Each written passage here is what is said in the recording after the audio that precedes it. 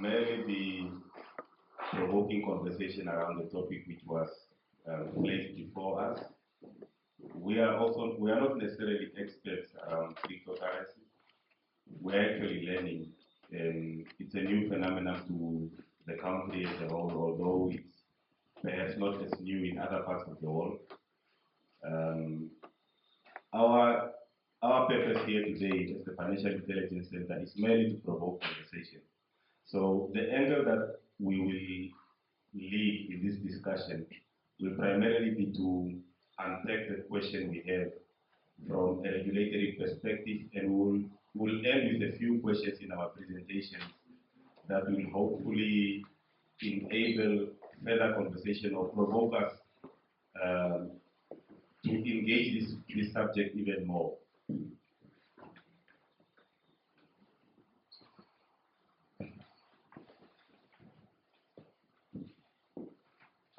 So, yeah.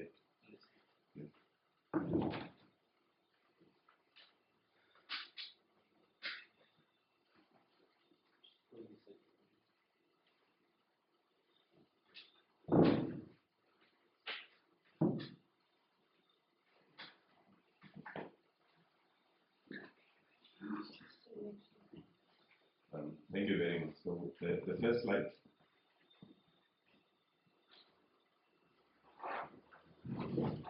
So what we'll be doing primarily is to, with us being from a regulatory background, you will sense that there is a strong regulatory centered approach in how we will present or lead the discussions. And my plea is that you at least help us by unpacking this important matter by raising issues from a private sector perspective and all other perspectives, be it social or whatever background you may be from, so that we can get to some of the issues that as I coming from a regulatory background might not be best placed to lead on. So the presentation will be brief. It's probably 13, 14 slides. We look at the growth of crypto globally. We look at the reasons that has made cryptocurrency what it is today, what prompted its growth, and what has the impact been of such growth. And then we also look at where we stand as a country, as Namibia. How have we progressed in embracing the growth of cryptocurrencies? What are the challenges that we are having as a country, both from a socio-economic, private sector or regulatory perspective? And then we'll also explain, and it's important that my colleague Mr. Shilongo is here, will explain the current regulatory position of cryptocurrencies, which one emergence helps us unpack the question around the growth of cryptocurrencies within Namibia.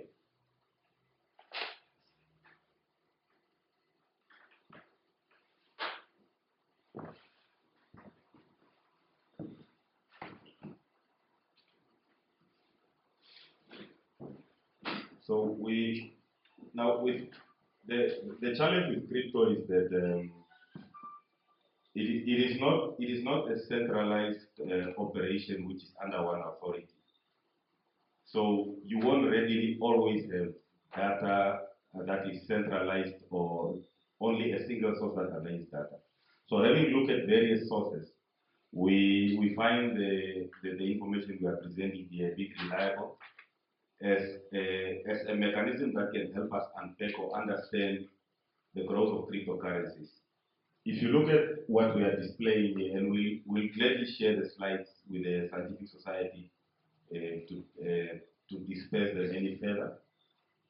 But of importance is that the graph practically suggests that overall, although there has been fluctuations in the value of various cryptocurrencies, particularly say Bitcoin over the COVID period, generally the overall use of cryptocurrencies is. And what stands out for us is that countries such as the US or North American countries, European countries, and the Asian Pacific countries appear to be the leading countries. And when we get to regulatory frameworks or where we stand as a country, we might be able to appreciate why some of these countries have appear to be taking the lead.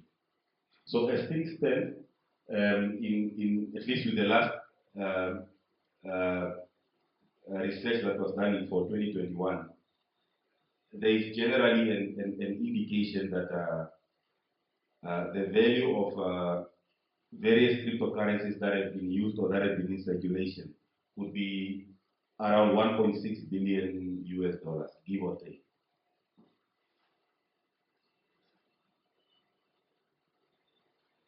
And then herewith are just a few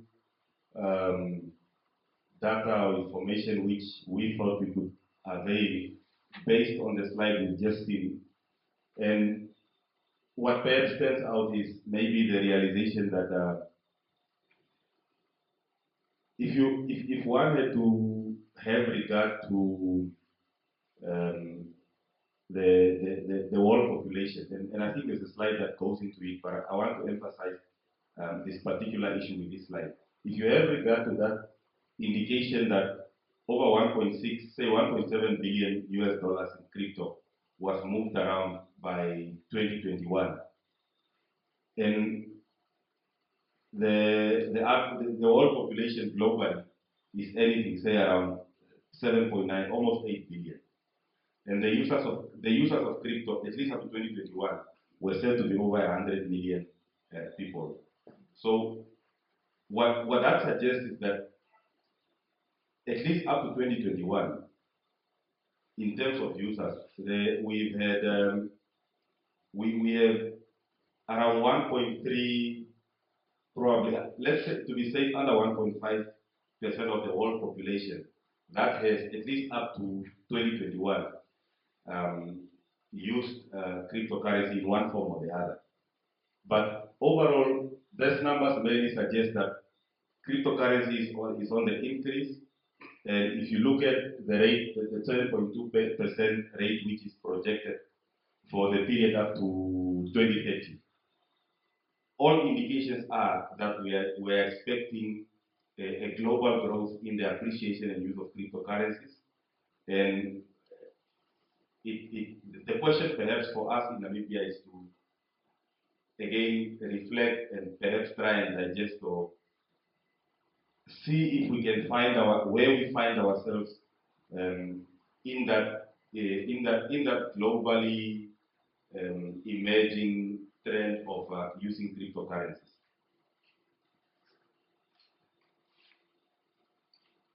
So there are various reasons as to why people of the world over are preferring the use of cryptocurrencies. Some indicate that reduced costs are perhaps the overwhelming factor. I haven't necessarily done the actual comparisons, but all scientific research, all indications are that because a lot of intermediaries are removed from within the value chain of moving funds along the blockchain, it, it, it makes sense, it's reasonable to accept the view that costs within the blockchain or when you are moving funds or moving value in the form of cryptocurrencies are relatively lower when compared to costs that you will experience in conventional financial services. And then, obviously, faster remittances. Um, I do not know how long it takes today, how long it will take me if I'm to send funds through the normal financial channels of fiat currencies to say to China or to the USA. But if I was moving money on the blockchain or sending Bitcoin to someone in those countries, it's a matter of minutes before that person receives that value.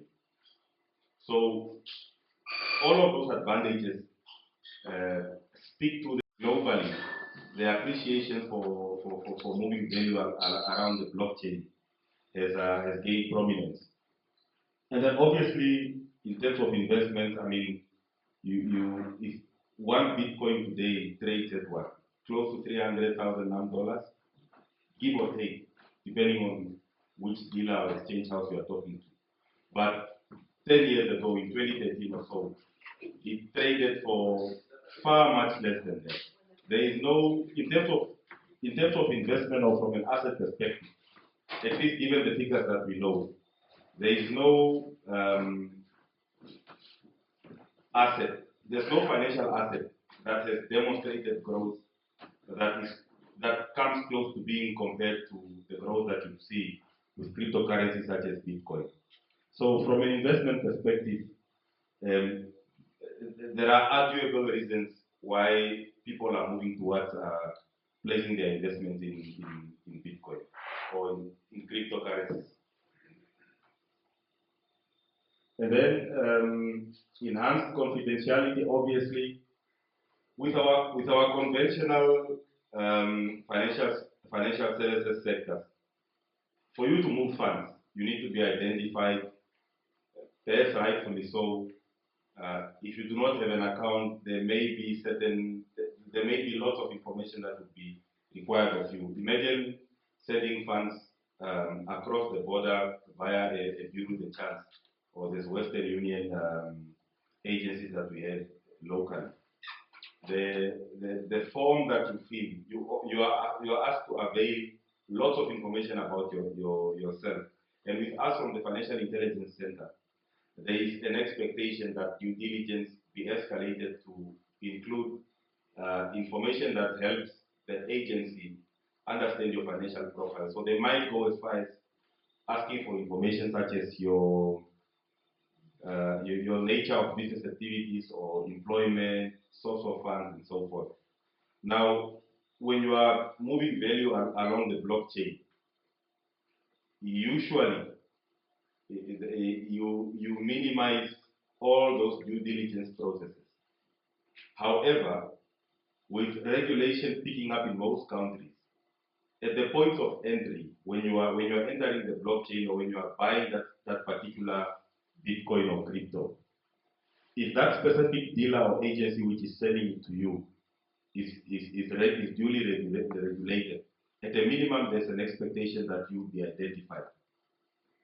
But then the beauty of it, or at least for those who are arguing in favor of the growth of cryptocurrencies, is that once you are identified and your value is on the blockchain or whichever ledger or whichever platform, then with many such, you have this ability to move value around anonymously. With Bitcoin, there are mixers. I would imagine we are all aware of what mixers do. So if say Bitcoin moves from one wallet to another wallet, when it moves, those algorithms or those numbers with which it can be identified on the blockchain, which one would imagine are the unique identifiers of that specific transaction or movement of value.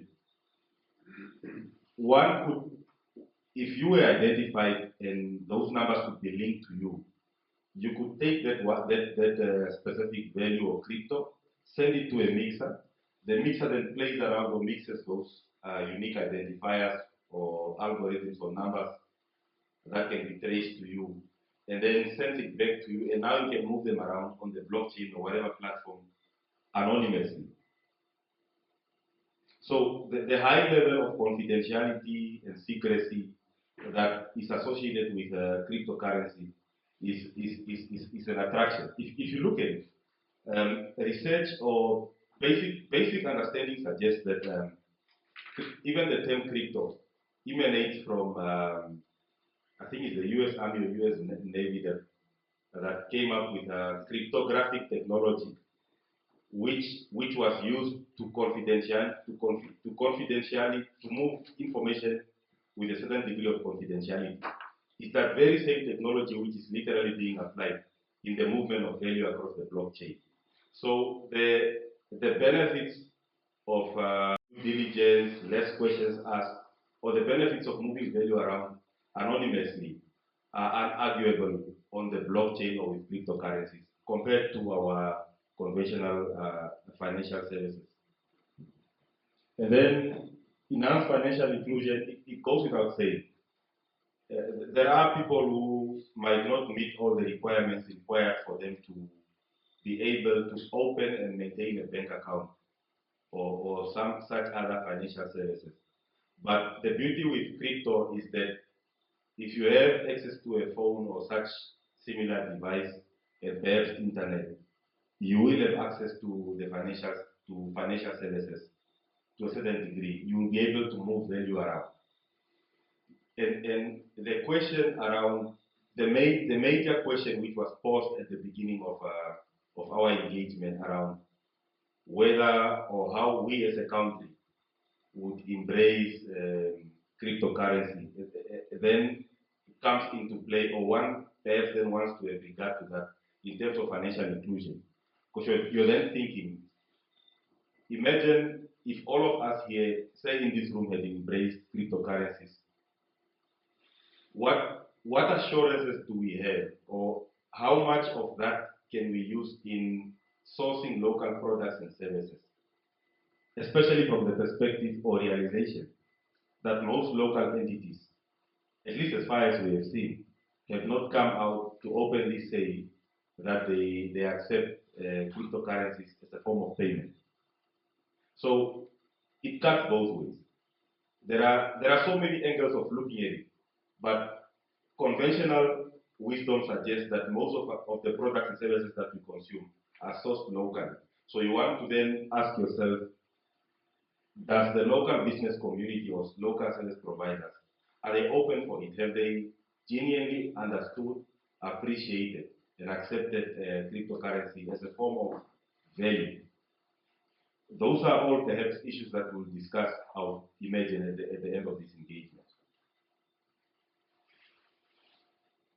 And then the impact of those pros or factors which have largely led to the growth in the use and acceptance of cryptocurrencies is obviously increased use of cryptocurrencies. The second bullet point is what I've explained earlier around the percentage of potential users of cryptocurrencies. And then, for me, what's important on this last slide is the third one, the growing acceptance of cryptocurrency around the world. We probably want to ask ourselves as a country, are we ready to embrace the use of cryptocurrencies? If not, when will we be ready? And if we are not ready, what are the mechanisms or what are the steps that we as a nation need to take to get to that level? The whole world is moving in that space. As things stand now, whether I want it, whether I like it or not, chances are that people who are having access to cryptocurrency are moving money, or not necessarily money, but value in and out of our country. So the thought-provoking question today is perhaps to get us to interrogate our readiness to embrace this growing trend globally.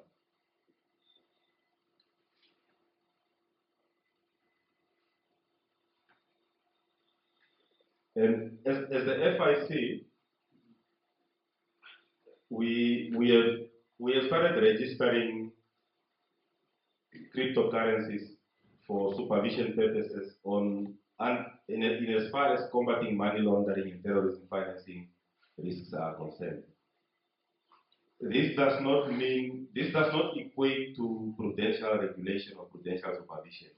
So on the prudential regulation and supervision leg, what ideally should be happening is that similar to the mechanisms that are in place for one to open a bank or start a commence insurance service, the provision of insurance services and so forth, you ought to ideally go through a licensing mechanism that looks at your ability to duly deliver this service, fitness and probity of your beneficial owners, members, shareholders, or directors, and so many other requirements. What we have done in the FIC, in terms of our law, is realizing that because as a country, despite us not yet having reached a level where our legal framework has appetite for prudentially licensing or regulating cryptocurrencies, we realize that nothing stops criminals from abusing cryptocurrencies. So, at a bare minimum, what we can do as regulators is to at least get into that space and register those who are availing services locally, and if they are based in a foreign jurisdiction, only if they meet certain requirements, such as, for example, the primary promotion or marketing campaigns that targets Namibians as core clients. So essentially what we are saying is the Bank of Namibia as an institution, along with NAMFISA and other bodies, are working on creating a framework that will create an avenue for us to duly license those who are in the space of availing crypto-related services.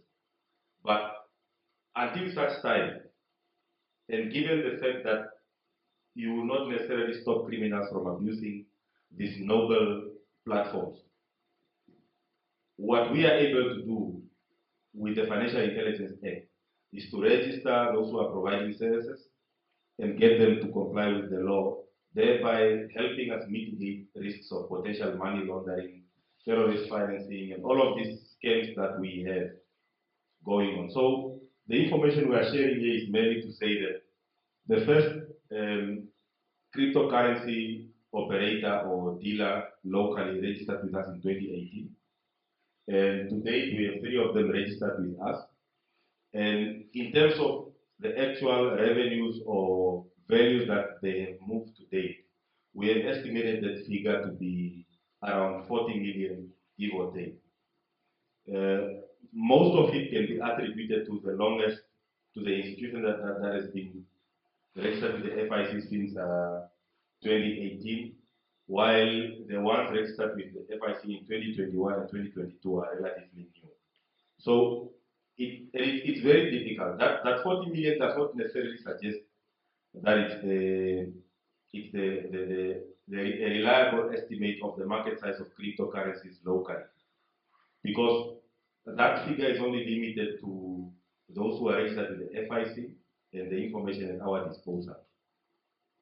So also worth noting is that as the FIC, we are aware that there are many cryptocurrency dealers, agents, or operators out there. Some of them perhaps startups that are advertising or sourcing business locally from people to join, subscribe, or make use of their services. The law places an obligation on such institutions or such persons to register with the FIC.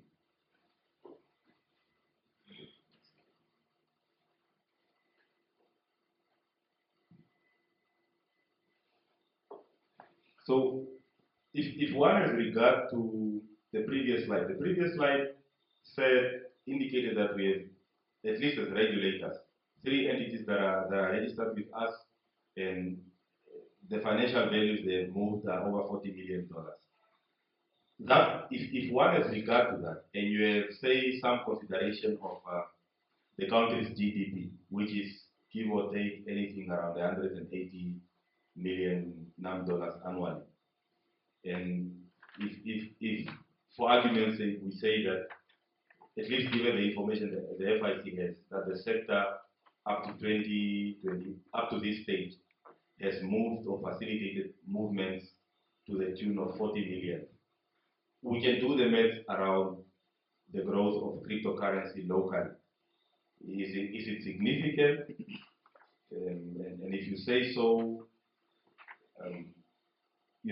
reconcile yourself with the fact that we have a GDP of over 180 million, and we have, over 180 billion, while this sector, at least as far as, have only moved value to the tune of 40 million dollars. And then again, getting to the issues that are hindering us as a country in growing within the cryptocurrency space. Obviously, most developing countries have, um, how do I say this? The legal frameworks, including regulatory frameworks in most developing countries, have limited appetite for embracing cryptocurrencies. So, and that is why in one of the very first slides, we saw that the countries where cryptocurrencies are most used are the developed countries such as North America, Europe, and the Asian Pacific countries. So, as a starting point, or if we had to look within our own house, within the Namibian house, we are we are now as regulators engaging to at least relook our current legal and regulatory frameworks to see if we can create an avenue that will result in the prudential regulation and licensing of cryptocurrencies. Many other jurisdictions in developing countries are following the same route, with a few having at least reached that milestone. And then other challenges obviously stems from issues such as vulnerability for abuse. We've all heard of people advertising to say that you need to place or invest with them and they'll place your funds in some cryptocurrency or virtual asset that will grow at astronomical rates and so forth. And while as indicated earlier, investments in cryptocurrencies, particularly when growth is favorable, can be very profitable.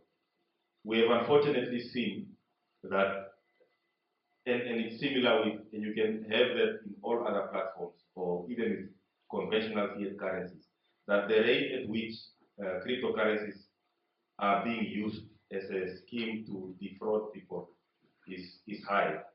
There are many cases locally of persons claiming to be seeking investments for placing in Bitcoin or various other cryptocurrencies. And at present, we are ultimately we are all aware that there are matters before court, for example, wherein um, the so-called asset managers or investment firms have either failed to repay such investments or for one or other reason have not ensured that investors reach those investment goals. In some cases, us as regulators have had to step in when we saw that funds being sought from the public contravene one or other law, such as the Banking Institutions Act, which, for example, provides limitations around sourcing funds from the public if you go beyond certain limits or thresholds. So, in essence, there are vulnerabilities around cryptocurrencies, and it doesn't make it any easier the fact that cryptocurrencies have a certain degree of confidentiality or secrecy around them. And then obviously volatility. So there are, as ultimately we are all aware that over the years, the value of various cryptocurrencies or crypto assets have fluctuated, have gone down, up, and so forth. It has been unpredictable. But one may raise the argument that it hasn't also always been predictable with normal currencies, such as the non-dollar versus the US dollar, for example. It has also fluctuated over the years. So we can have the discussions around those differences. But generally, one of the core reasons why, at least for those who are conservative, why they would not be comfortable investing in cryptocurrencies is the known volatility. If one has regard to the value of Bitcoin, for example, and how such value declined during the pandemic or over a period, that's a typical example. Um, my little understanding of Bitcoin, for example, suggests that it has a cap, it has a threshold. Only so much will be mined. I think it's 21 million. And once we reach that cap or the threshold of 21 million, it is designed in such a way that they will not be able to produce more bitcoins. So what is then happening, and I would imagine we are above 19 million already. So we don't have that much more room for growth in terms of volumes of Bitcoin that can still be mined. It's good from an investment perspective in the sense that if you acquire such crypto assets ages ago, you could your investments may have grown significantly. But what that also does is that it shows that the closer we are getting to that threshold, the scarcity, the more scarce the Bitcoin becomes, the more difficult it gets to solving those mining algorithms. And naturally, its value goes up.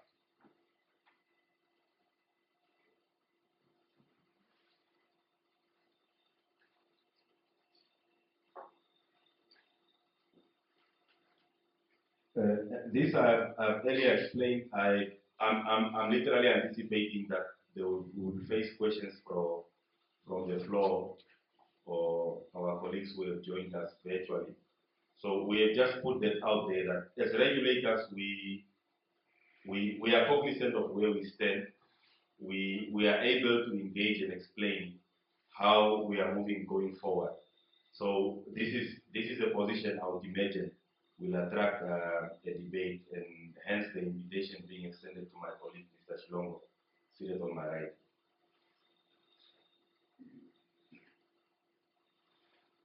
So again, as the FIC, and in the need to advance the need for regulation and supervisory activity, we are encouraging everyone to feel free and go out there to engage us and ensure that your crypto agency or dealer or trading firm, or even as a natural person, as long as you are trading or facilitating buying and exchanging of crypto, is registered with us. We have a very simple registration process to at least ensure that there is some sort of supervision activity that you are subjected to. And then to come back to the question as to why we are here, will cryptocurrencies change the future of business? I would add, particularly in Namibia, having had that global perspective we just looked at, there are a few questions that, and this is perhaps one of our last slides. We are ending the presentation with those few questions that we hope should provoke the necessary engagement amongst us as citizens, civil society, and then perhaps to get us moving in the right direction. If all of us were given cryptocurrency to a certain value today in Namibia, what would we do with it if local businesses in Namibia are not accepting such as value? Again, we are not necessarily supporting that position, but if you are thinking out loud, or if you have a situation where the public is calling for the enhanced use of cryptocurrencies, most of the goods and services we consume are sourced locally. So if local traders or businesses are not amenable or accepting or recognizing that as value, not equivalent to the $9, of course. I'm sure the Bank of Namibia position is clear, but some sort of value. If there is no acceptance of it locally, what do we do with it? Generally, one can in fact go as far as argue to say that in the practical sense, most Namibians might in fact, who are having access to crypto, might in fact be holding on to it for investment purposes, or might be selling it, or might perhaps be using it to pay for goods and services beyond our jurisdiction through vendors or anything as value.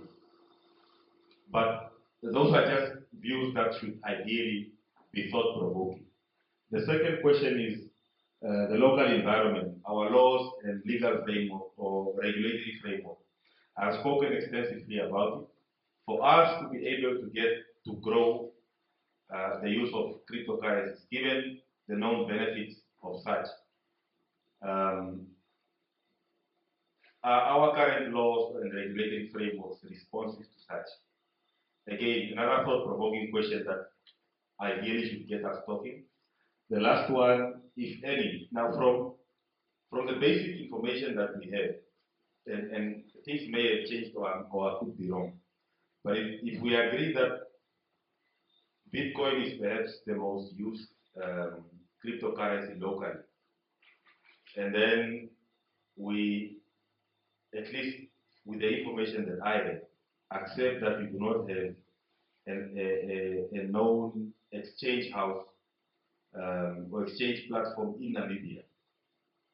What that might suggest is that we have local businesses who perhaps are dealers, agents, or traders who source who, as an example, may source their Bitcoin from South Africa or wherever from outside the country, where exchange houses or exchange platforms are. And then they use, once such are brought here, such are then used locally to trade or to buy and sell. Just a subjective view. Because if you go in countries where cryptocurrencies have grown, you have an extensive or a significant number of exchange houses.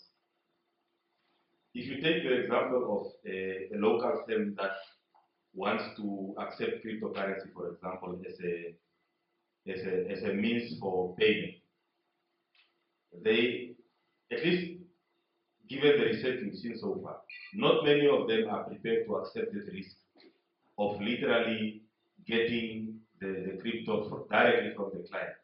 What most of them would do is they would open a wallet with an exchange house of such platform, and then if you are paying or buying goods and services from them, they'll give you the wallet address which is hosted or perhaps managed at that exchange house, and then you remit or you send your value of crypto to that exchange house via that wallet. And then the exchange house accepts the crypto or the value and then sends normal, ordinary currency or fiat currency from its own bank account to the bank account of that service provider. So the value that exchange houses play within the crypto value chain is so essential that for us as a country, at least for those who are pro or calling for the growth or extensive use of cryptocurrencies,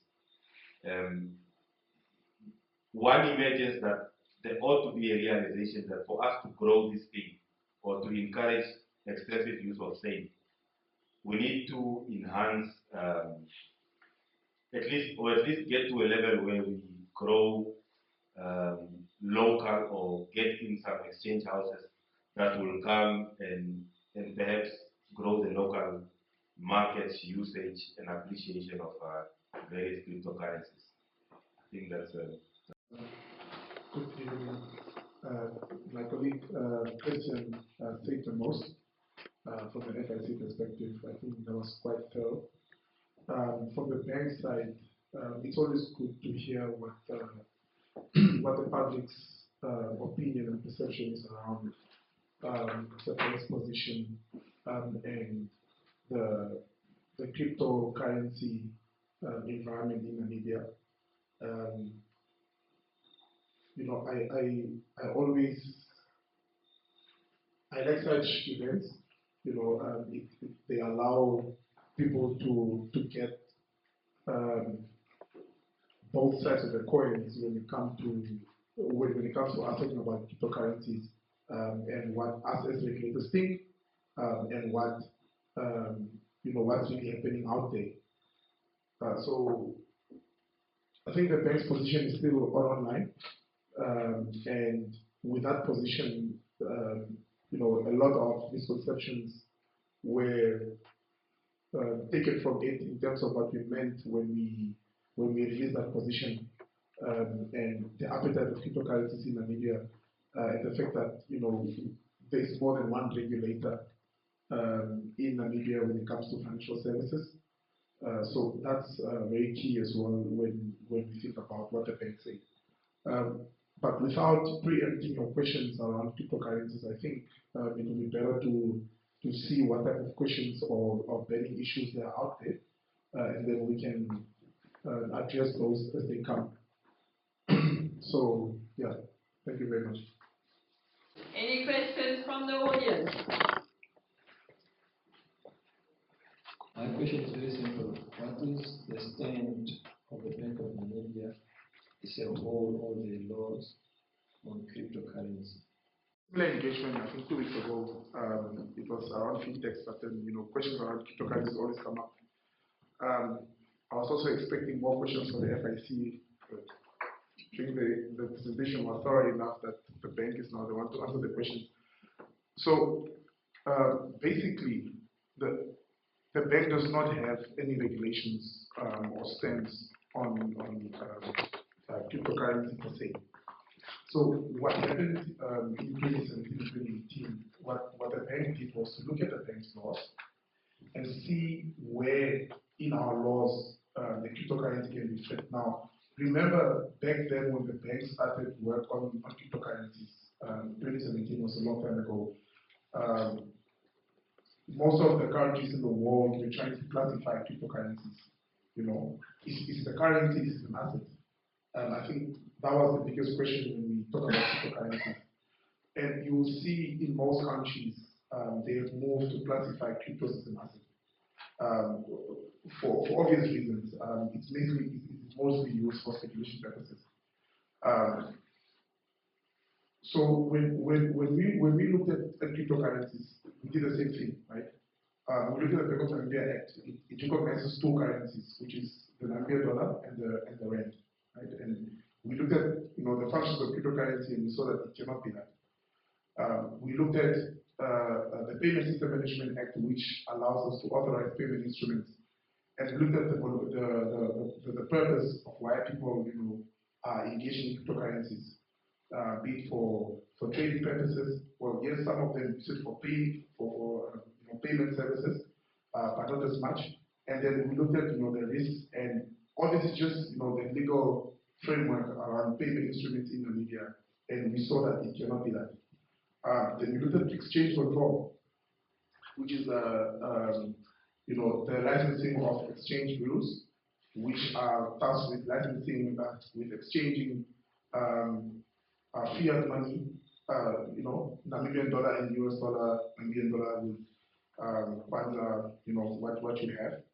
And based on the features of cryptocurrencies, we saw that the exchanges that are licensed by Bank of Namibia can possibly not do that. So when you look at cryptocurrency and what it's used for, you will see that it behaves like an asset. People use it for speculation. In most countries, you will see that the focus shifted from central bank to the exchange commissions wherever these cryptocurrencies are being used. So the stance with regards to those avenues of the bank's position that I mentioned are somewhat still the same. What we're trying to do and what needs to be done is to see how do we properly classify cryptocurrencies, or as people are now more using to say virtual assets or crypto assets. How can we regulate that as a country? I think what started the chain of events and putting the bank on the spot is that we were one of the first regulators in Namibia to speak about cryptocurrencies. Yes, we were receiving queries, and probably rightfully so, we did so. But I'm glad to like what we've seen, that we brought on other regulators like FISA to see how we can accurately classify cryptocurrencies. And I don't know if you're going to get more questions, but there is still the issue of those that are involved in cryptocurrencies. I think that's where mostly the contention comes in to say that what about us? Am I allowed to collect money from the public to invest on their behalf on an exchange? Can I do that? Can I not do that? What will the bank do? The bank freeze my account, and that's probably where we are. For an exchange, for example, I would not say that an exchange in Namibia is allowed.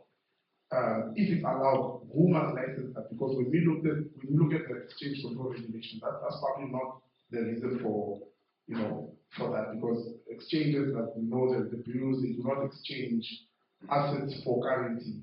If I have to classify crypto as an asset, you have other exchanges such as stockbrokers and the likes.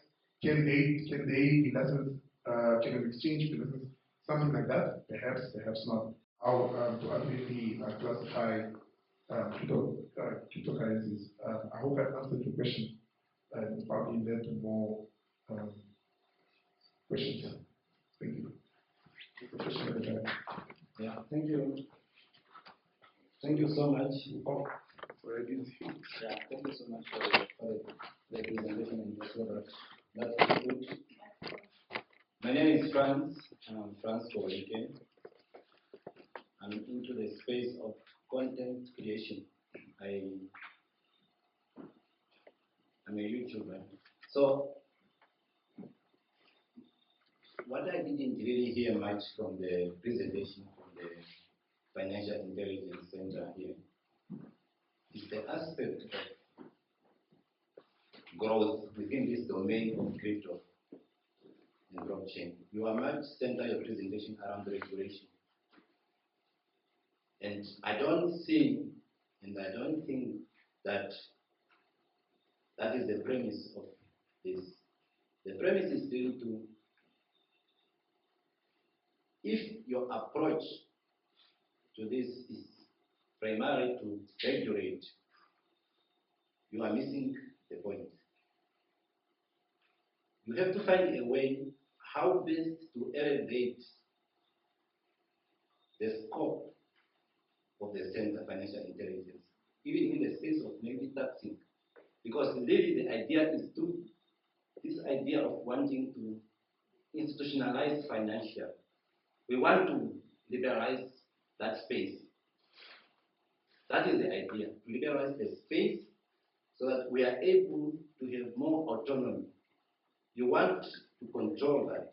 And I think we have to find a way, especially blue colleagues who are at the bank, so that we don't crash in terms of those of us who want progressive, because the world is digital.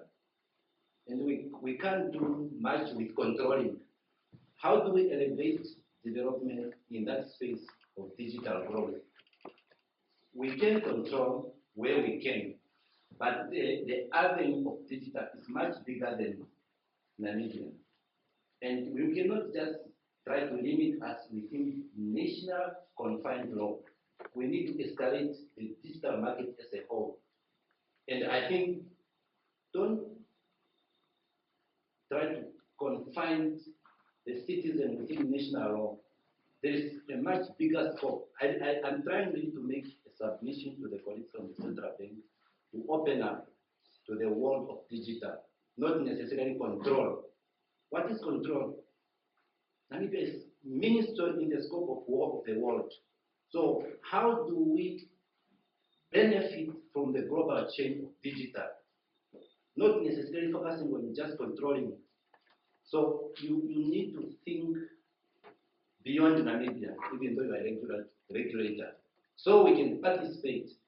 When I introduced myself, I said I'm a content creator. This YouTube.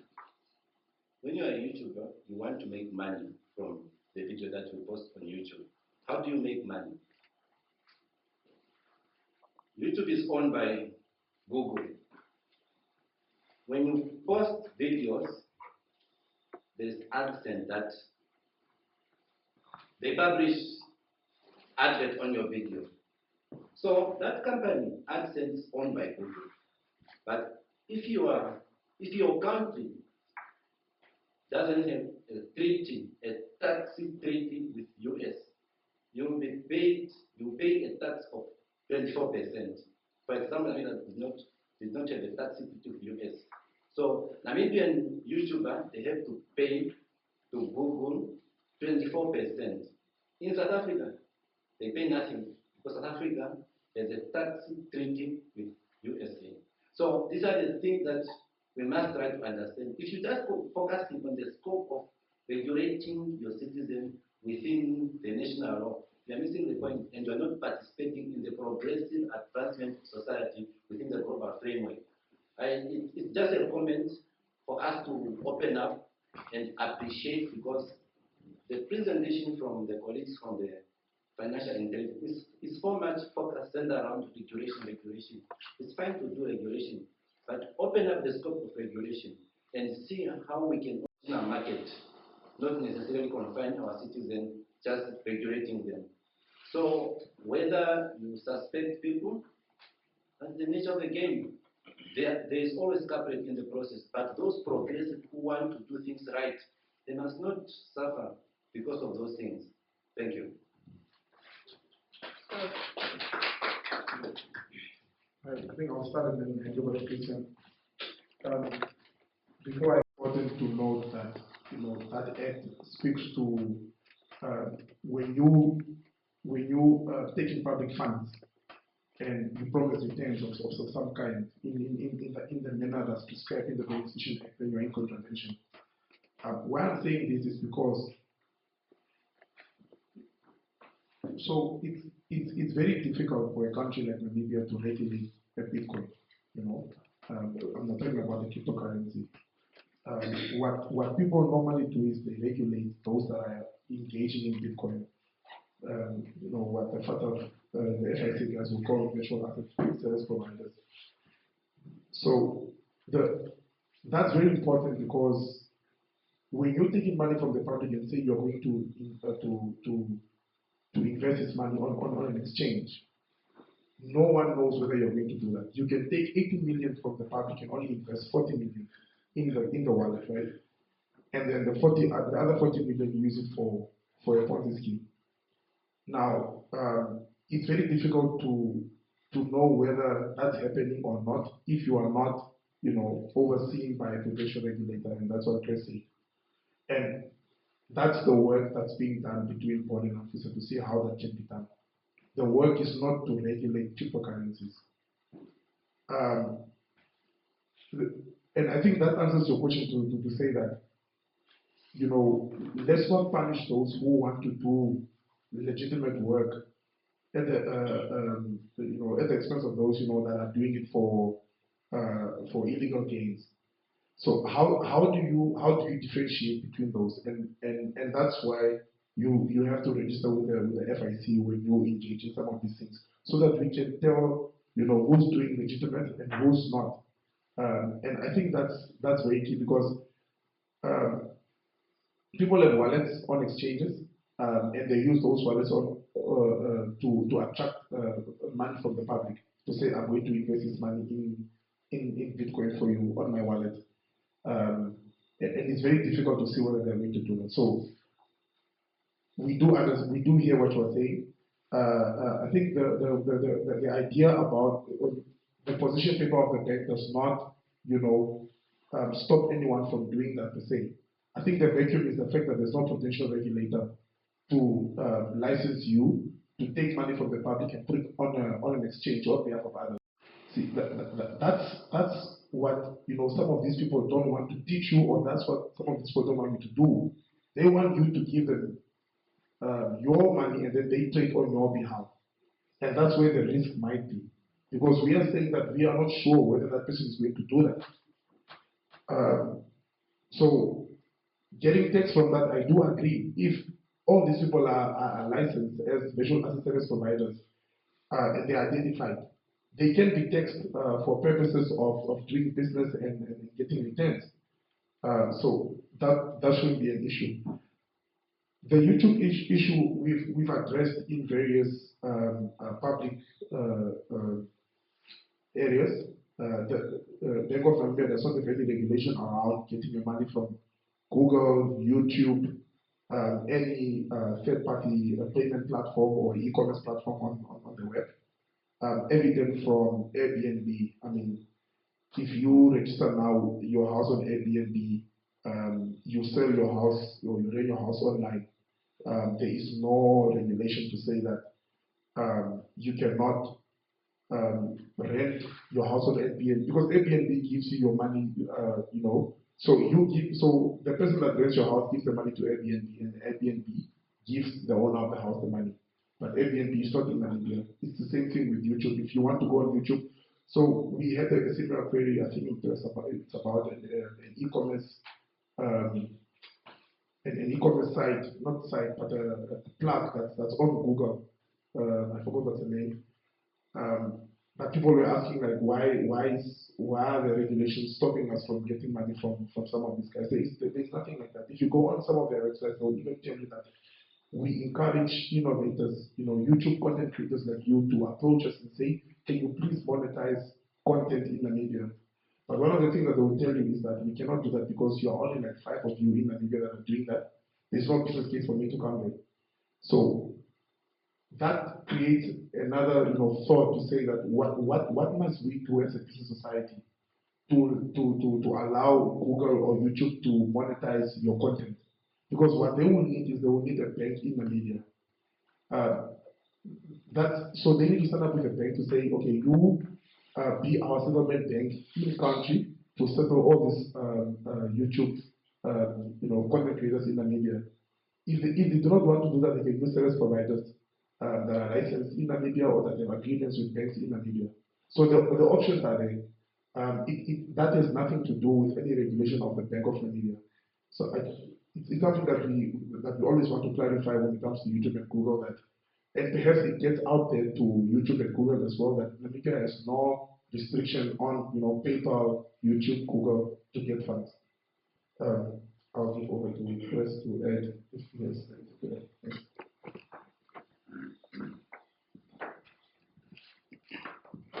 Thanks, Enoch. Most of it has been said, really. I would also just want to reiterate a few things. I think, Mr. Wanidi, on your first question around the position of the Bank of Namibia, with me being from the FIC, please appreciate that literally we are one institution.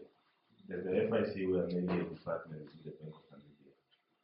So there's a lot of we do coordinate our activities. What is perhaps also worth adding to what my colleague indicated is that the Bank of Namibia is not stagnant.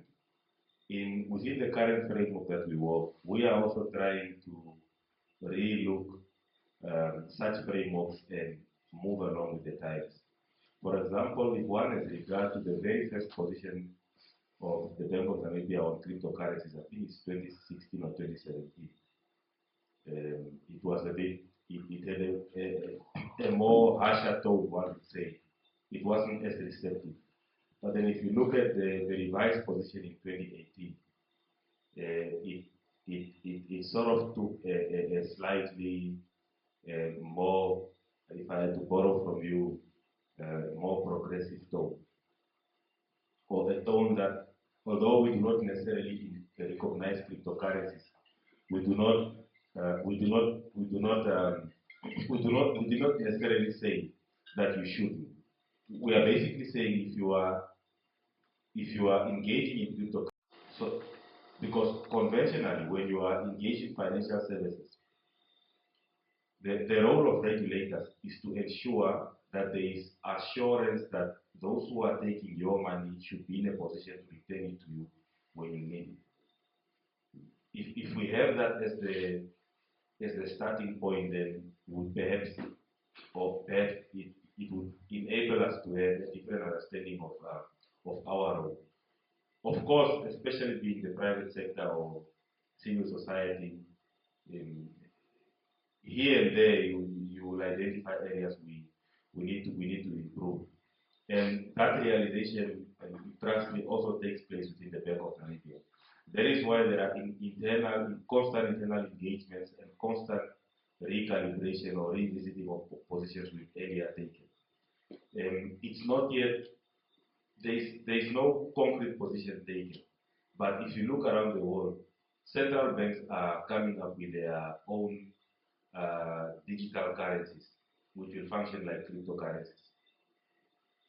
That already tells you that central banks have realized that there is value in moving within that space. And similarly within the Bank of Namibia, although there is nothing concrete, engagements have started. We've started looking into considering the viability or feasibility of central bank issued digital currencies. So obviously, if a position has not yet been taken, we will not come out and say, this is our position, we are going to issue new central bank issued digital currencies or so, because it's still premature. But rest assured that there are engagements in this space because we recognize that there are greater benefits and value for society if we as a country move in that direction.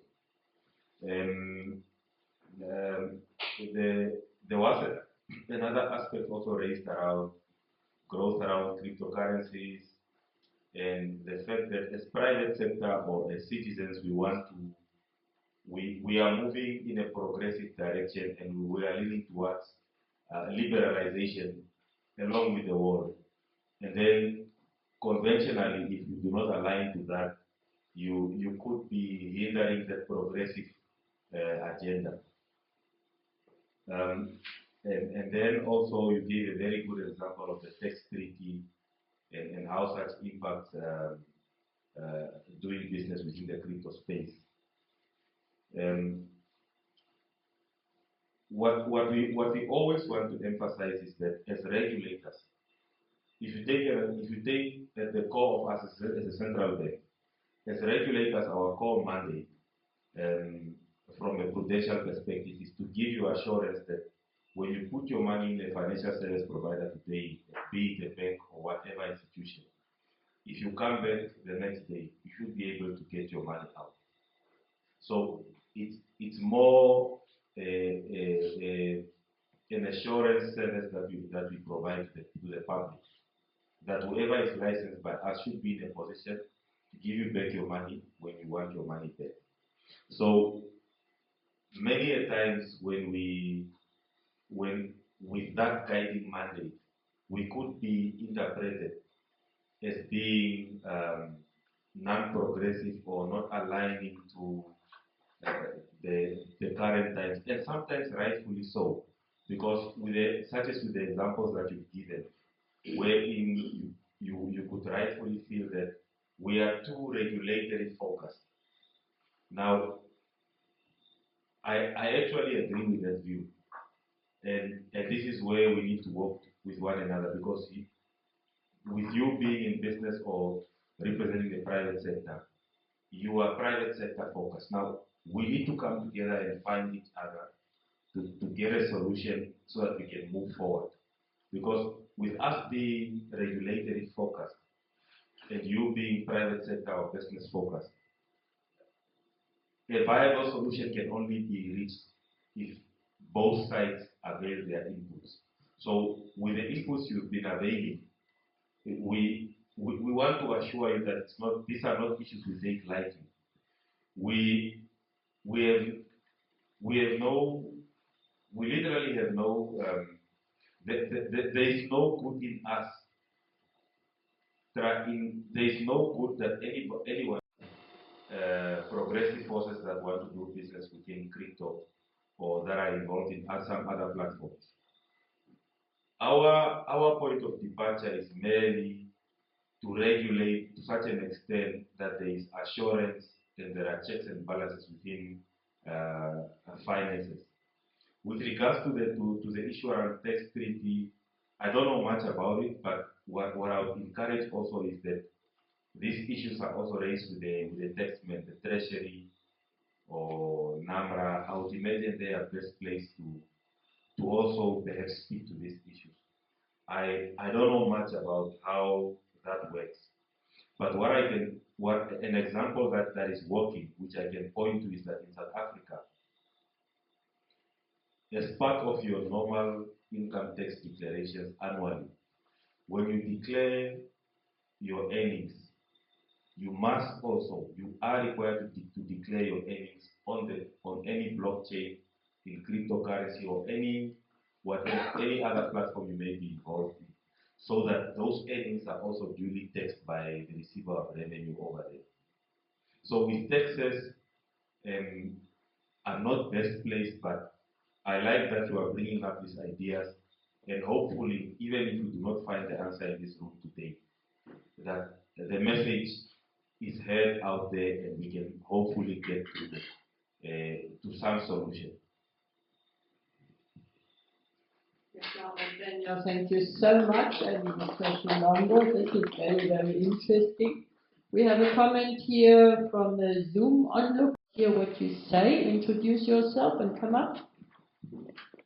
The exchange server, or the company, will they be held accountable to do CDDs or EDDs? So just to do customer due diligence and enhance customer due diligence. If they were to be held accountable, under what section of the FIC would they be held accountable? Would that just be the normal fines that would come into place, or would there be an additional amendment to the Act as well? So I forgot to introduce myself. I'm also part of the Namibia Scientific Society, and I was going to be there tonight, but I got caught up with work. So thank you very much, and I hope, and thank you to everybody also at the presentation. I hope that all goes well. Thank you very much. Thank you, Kai. And the question was clearly addressed to Mr. Hamutenya. You got it? Yes. And you can please repeat and then respond. Thank you. Okay. Thanks, Kai. If I just repeat, I want to get the details right. Whether the amendments to the FIA will include both, if I got it right, if you mean cryptocurrency and virtual assets, or what are those two elements that you meant to be included? Just that part, if you can clarify it for me, please.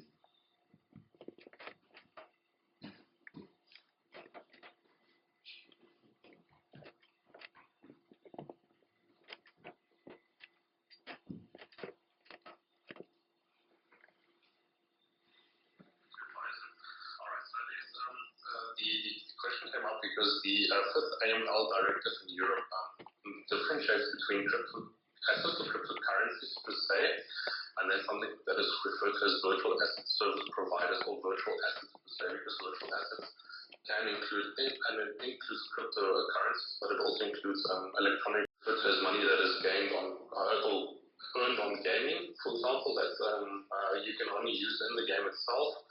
So my question is, will there be a specific definition for virtual assets per se, or will it only look at cryptocurrencies? Because there's differentiation between the two.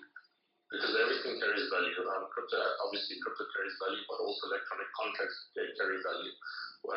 The virtual asset is a convertible asset, which obviously can be converted back into a fiat currency, whereas an electronic contract is non-convertible because it carries value for example, you and myself enter into a contract.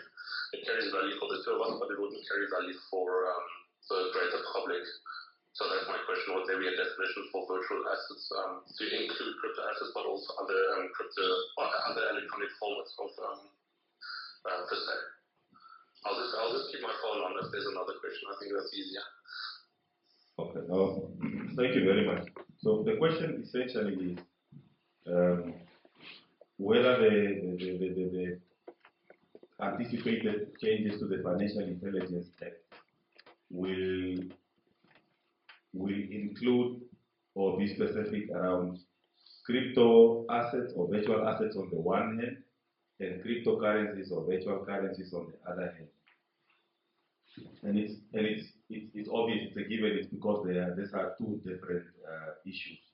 The second question you also asked was whether exchanges would be required to conduct CDD as per the Financial Intelligence Act. CDD basically stands for Customer Due Diligence. In responding to the first question, the way the Financial Intelligence Act is written at present is that it only says that, or it captures this phenomena or these different aspects merely as electronic value. If one has regard to Schedule 1 and item number 13 of Schedule 1 of that Act, it says that those who would fall within services that are to be supervised or regulated by the FIC are those who are involved in the movement or those who are facilitating movement of electronic money and electronic values. So whether it's crypto assets or whether it's an asset or it's a currency, it is to be regulated by the FIC. That's how it currently stands. Now we haven't yet reached the point of amending the Financial Intelligence Act, but like you rightfully pointed out, I would imagine you are aware of it, Kai. We are in the process of proposing amendments to the Financial Intelligence Act. And I'm glad you are raising this because these are some of the issues we look at.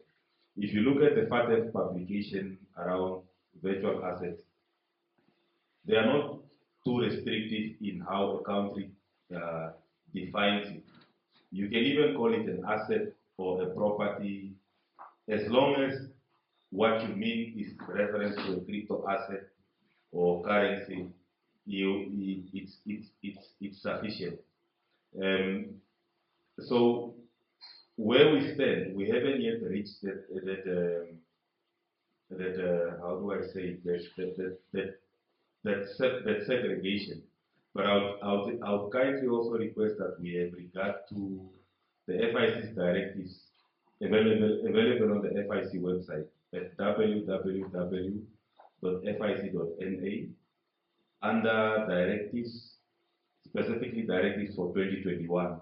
In there, you will find this Directive 1 of 2021 and then there's Directive 2.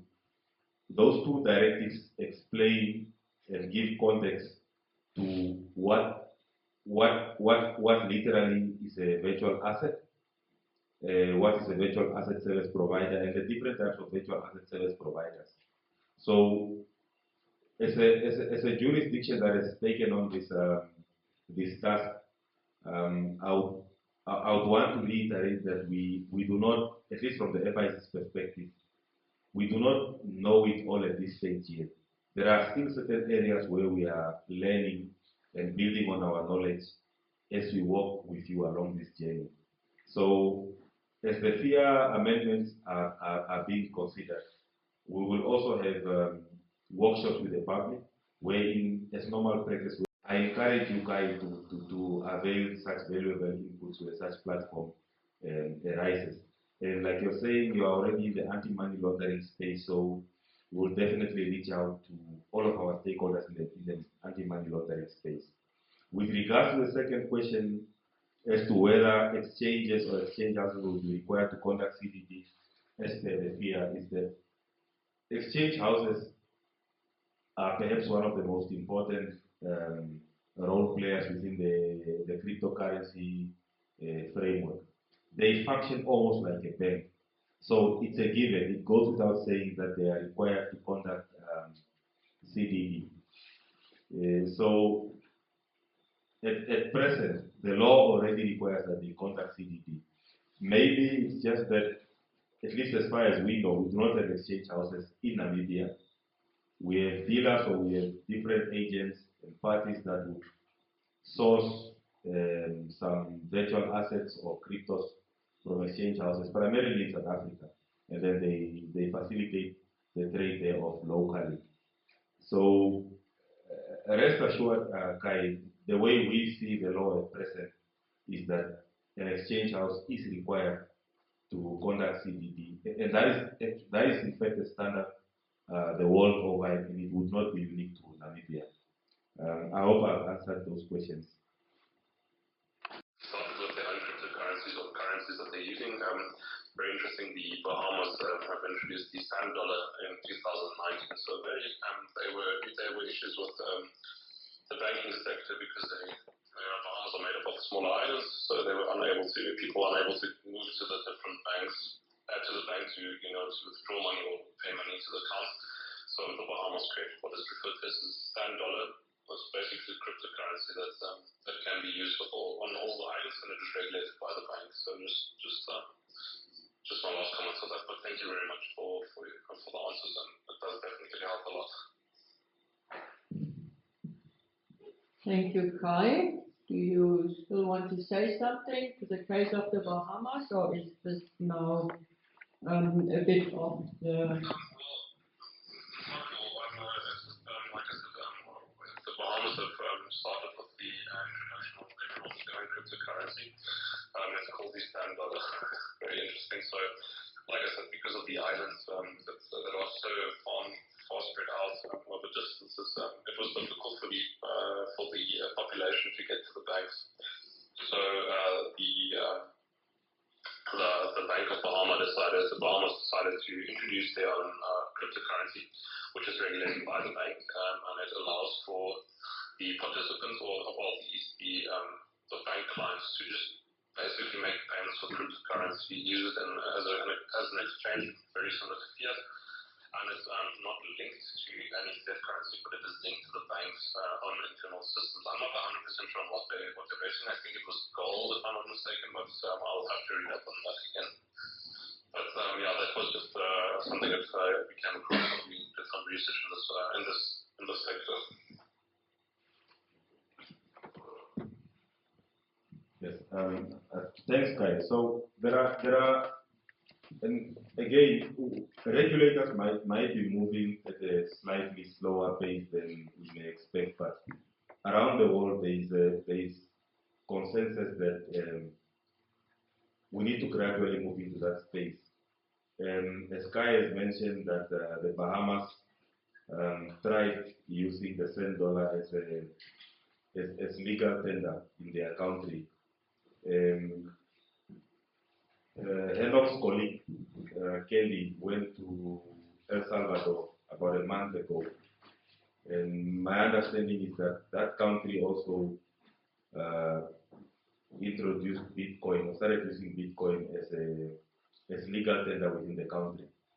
So it is not unheard of. There are, in fact, already countries that are moving in that direction. And you can tell from the many countries that are trying out central bank issued digital currencies that there are at least indications that some countries want to move in that space. I'm a crypto theorist, so actually my question based on I will ask. I have actually three, but I'll just ask two instead because of okay. To the Bank of Namibia, what can you say regarding to the unbanked? Remember that there's a number of people that don't have bank accounts and they are unbanked. So how will this affect in terms of retailers? Okay, let's say these people happen to remember that when you are going to cryptocurrency, you can either create a wallet or you can buy it at any ATM, and those people happen to have to transact. As we can see that some of the retailers, such as Pick n Pay, ShopRite in other countries, they are already accepting these cryptocurrencies such as Bitcoin and Ethereum. So how will this increase or help the country economy in that sense? Like, if somebody had cryptocurrencies such as Bitcoin and went to ShopRite and buy with Bitcoins, so how will that affect the bank itself, its economy? You need to check and do that. Okay. So the other thing again is that the question, this question regards to things like we have retailers in Namibia. I'm not. I don't know whether most of the people they are sure of this or they know about this. Does Namibia Financial Intelligence happen to go to some of these retailers? We have a lot of budget retailers that are actually accepting cryptocurrencies here. But as I heard from Mr. Hamutenya, he mentioned of 3 of them that have been registered since 2018, if I'm right.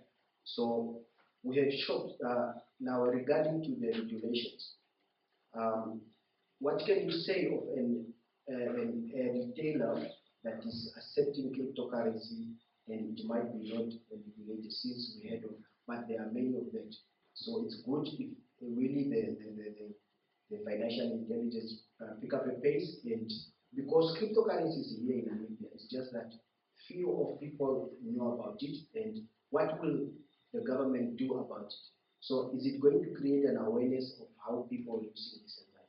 The same way as cryptocurrency, since we really need a clear definition here, because there must be a huge difference between CBD and cryptocurrency. It might not be, some they might be in favor of CBD because this will be controlled by the Bank of Namibia, by the government, and cryptocurrency not obviously. So look at it.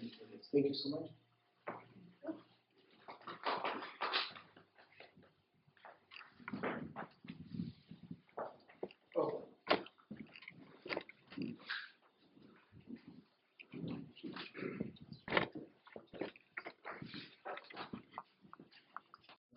Thank you for the question. Regarding your first question, whether consideration is given to the unbanked, and people using their wallets to buy goods in shops. You've seen it done elsewhere where people buy goods using Bitcoin. And also the question on what do we do if we see a shop that has a sign that says Bitcoin accepted here, and the difference between CBDC and cryptos, and whether they know that difference, right? So your first question on the unbanked, there's a very long answer and a very short answer to a question like this around unbanked, because there's a whole the unbanked is a whole category of people, right? There's a category of people that can use technology, a category of people that cannot use technology. And you are aware that Bitcoin or cryptocurrency is a technology-based currency. So I can go on and on to mention the differences. But in terms of using cryptocurrencies in shops, I think that is what the bank's position is trying to guard against. Now,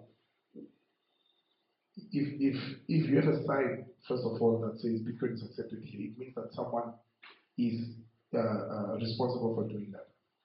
Like I said in the beginning, Bitcoin itself is not an enemy of a central bank or of government, right? It's the people that are using it that need to be either regulated or be controlled to ensure that they do not manipulate or come up with Ponzi schemes around Bitcoin.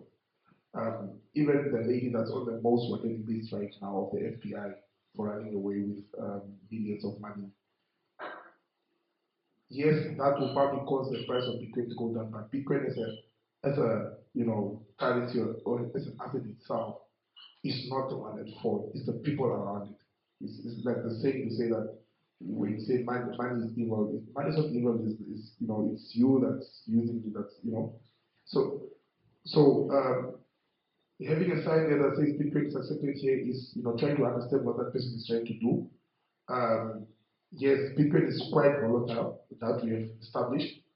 You will see in most countries where they are trying to accept Bitcoin, is trying to link it to a stable coin, because that provides that type of assurance that once that shop accepts Bitcoin, when they wake up in the morning, they can still go buy stock with the money they took in.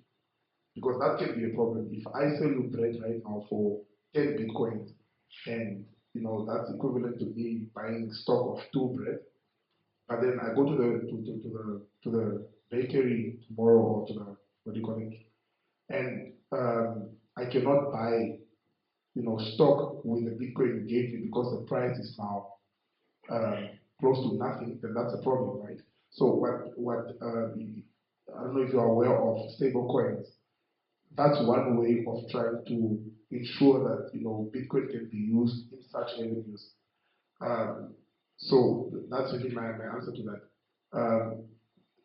So from a bank's perspective, what is trying to understand what this person is trying to do, how they are allowing people to accept Bitcoins, what the setup of that institution will look like, because that's very important, because there are risks around that. And then the difference between CBDCs and cryptocurrencies, I agree with you, there's quite a big difference, or there can be a difference. Some countries have introduced CBDCs that are not based on cryptography, and some are based on cryptography. And I do agree that when we say that a country is accepting cryptocurrencies or a country has rolled out the CBDC, I think let's rather say the CBDC than say cryptocurrency, because cryptocurrencies are more known to be of a private nature. Like the $7, for instance, I don't think people go around calling it a cryptocurrency. Yes, it's probably based on cryptography and it's issued by the central bank, but it is still centralized in that regard to the central bank, so it's controlled by the central bank. Whereas if you look at Bitcoin, for example, there is no one that regulates or controls, the movement of the fluctuation of the Bitcoin currency. Apart from those that probably have a stronghold on it. So answers to those, I hope I did justice to them. I'll give you the rest.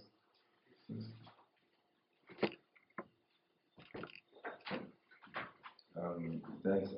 Mine would potentially be short. I think the question was, does the FIC understand that there are retailers currently accepting cryptocurrencies? I think my colleague has given background as to where we come from as regulators by saying that where we are coming from is merely to try and avail a safety net of protection, so that when you unduly expose yourself and maybe over a certain period of time, depending obviously on how you manage your cryptocurrencies as a business, you nature obviously when you are involved in it, you accept the fact that you're exposing yourself to risks. But in the same way,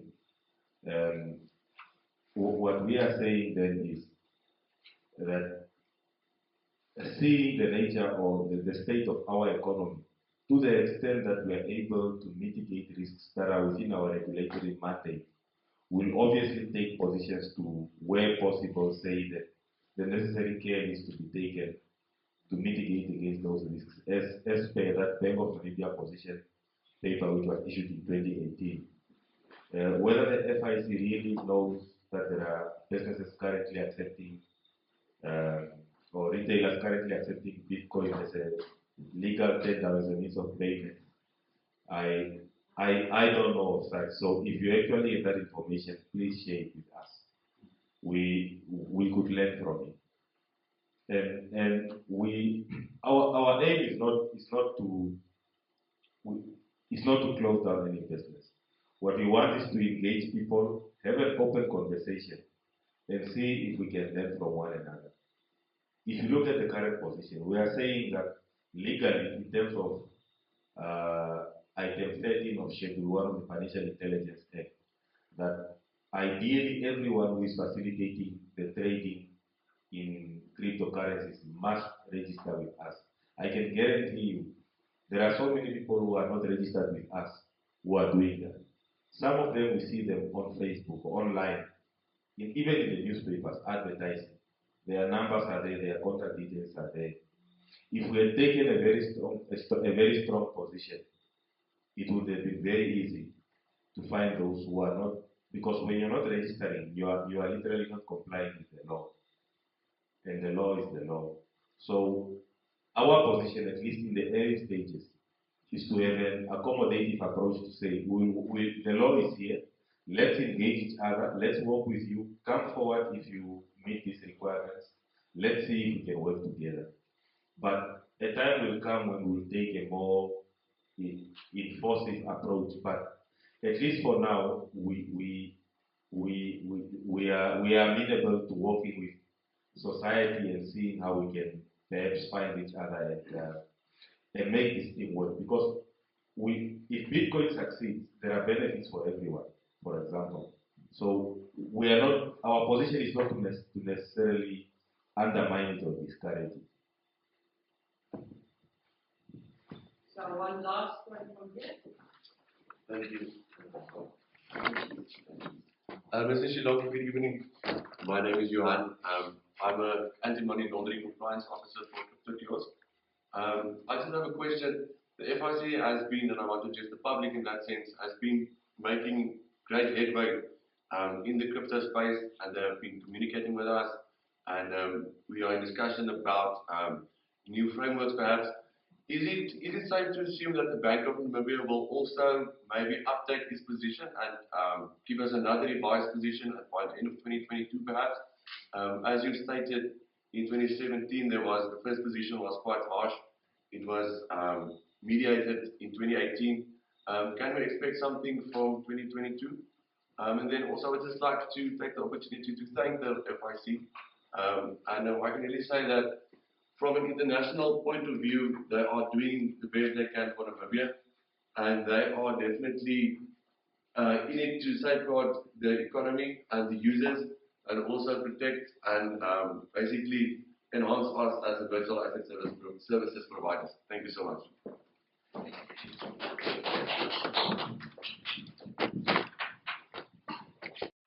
think I might comment the FIC as well on what it's trying to do, or what it's doing around those engaging cryptocurrencies.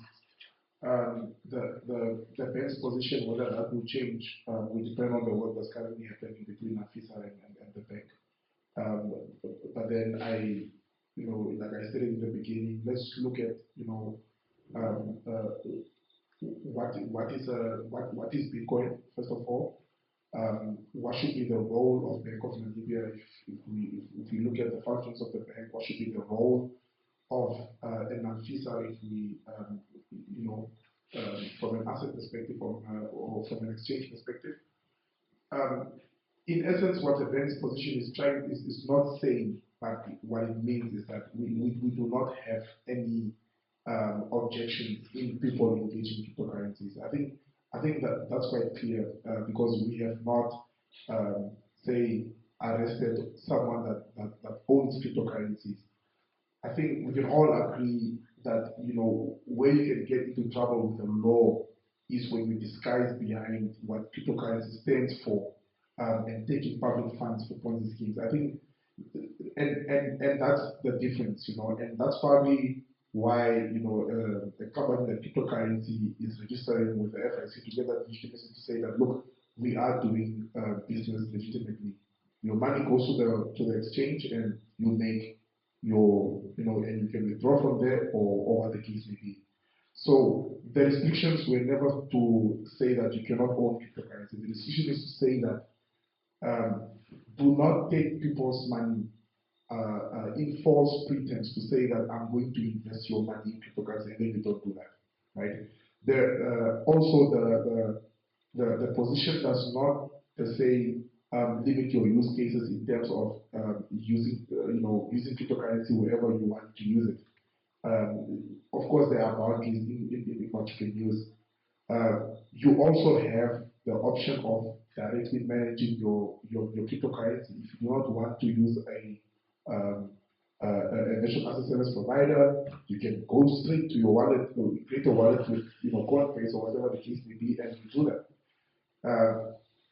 And also, it's very important to know that the world has moved to, like I said before, to this exchanges being seen from an exchange commission, regulation, and not really from the central bank. Because when you look at the boxes of what the central bank needs to do, you will see that there's very minimal we can do from a licensing, for instance, the virtual asset service perspective. But like I say, the work with AFISA will reveal more. And after that work has been completed, there might be a need to revise the bank's position because there is that perception that when we talk about cryptocurrencies, it's only Bank of Namibia, forgetting that we have another regulator in the form of AFISA that's very much critical to the development or the future of cryptocurrencies in Namibia. So I hope that answers your question. Timeline is 2022, I cannot say.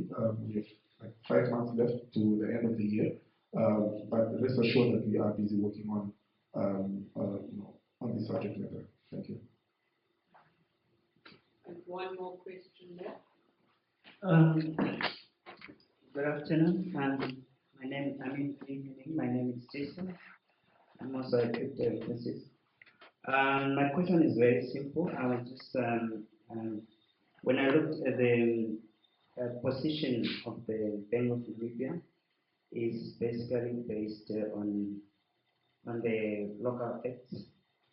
And from the presentation, I can see that there was a well research that was conducted, and there are some countries that are leading this industry.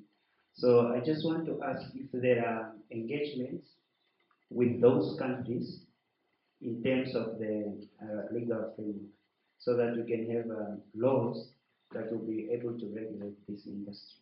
Because right now, I don't think there are specific laws or acts speaking to this. That's why the position is derived from the mandate of the current acts. I'm not so sure. I want to ask if there are engagements with those countries that are already leading. Thank you. Yeah. So the question is whether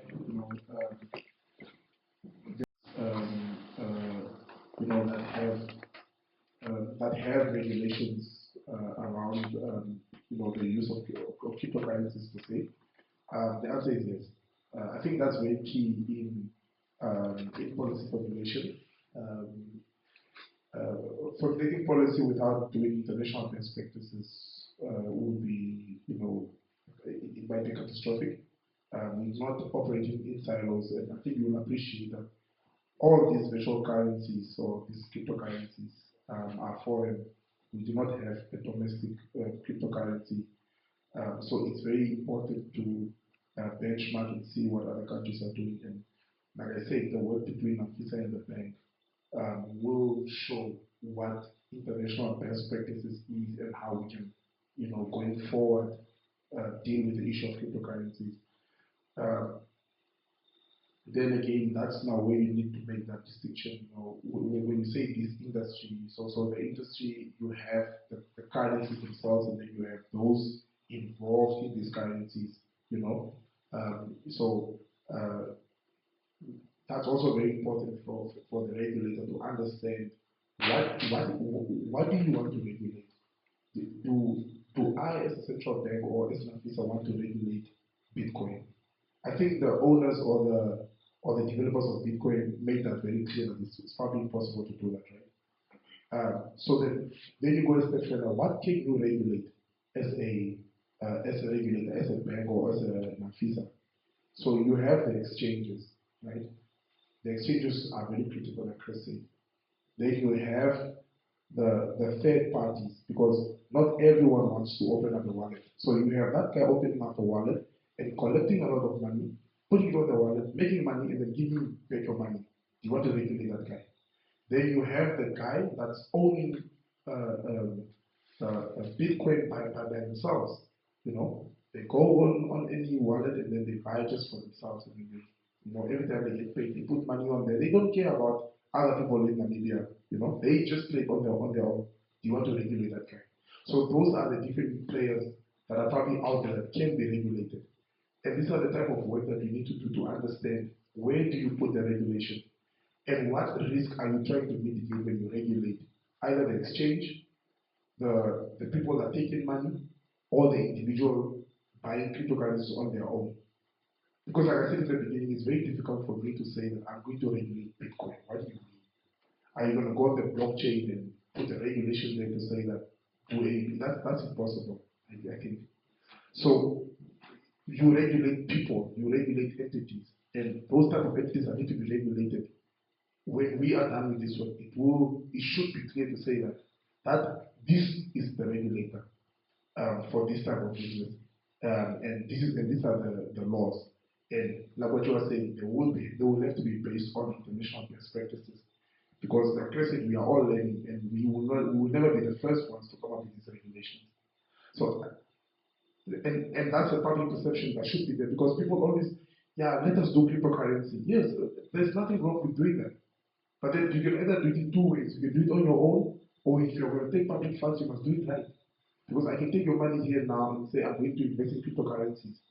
And then I tell you I'm going to pay you back after 2 weeks. And then I'll take his money and give it to you, and then tell you this is how much we make in cryptocurrencies. That's what we are trying to avoid, right? And that's what the FS is trying to avoid. And that's where regulation should go to. not to stop you from doing what you want, but to ensure that when you take public funds, you are doing so, honestly. I think that's really where we are coming from, because we cannot regulate, cryptocurrencies. I hope that's a bit clear. Yes. So I can just add another comment here. It's from Kai, and it adds exactly to what you said.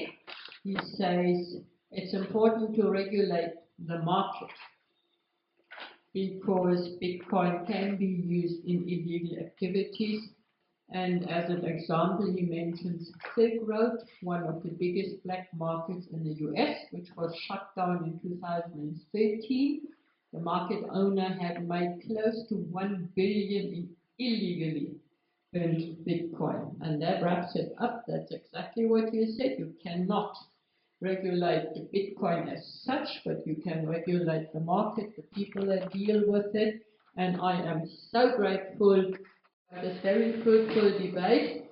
The things that I take home tonight is an assurance that my money will be safe because the FIC makes sure that I will be paid back if I want my investment back. So thank you for looking after us.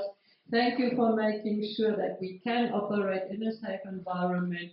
Then to the Bank of Namibia, I'm very impressed, and with this I mean both sectors that are here, that you are engaging with public. Because reality has proved that you always find the fast guys that start a business, and then the regulatory bodies have to follow up, and this is exactly what you do. Checking out what's happening, encouraging, but then also being there for new trends. So thank you so much. I'm also glad that we hear that you are welcoming, that you do not want to disable people for coming up with new entrepreneurships, etc., but that you do make sure that it happens, as I said, in a safe environment. Thank you so much. I hope we have more engagement. I hope that from the public sector people come up, and thank you for the people from the compliance bodies like Kai and you, sir, saying that there is very good cooperation with our government representatives. I think this is where Namibia is so different from countries like South Africa. We do speak to each other, we sit in the same boat, and we like moving forward. Thank you, Kristian. Thank you, Henok. And we will share the presentation. We do have a recording. You are welcome to drop us a mail tomorrow. You can also ask us for the contact details, and as you heard, they can be approached. Thank you, thank you, thank you.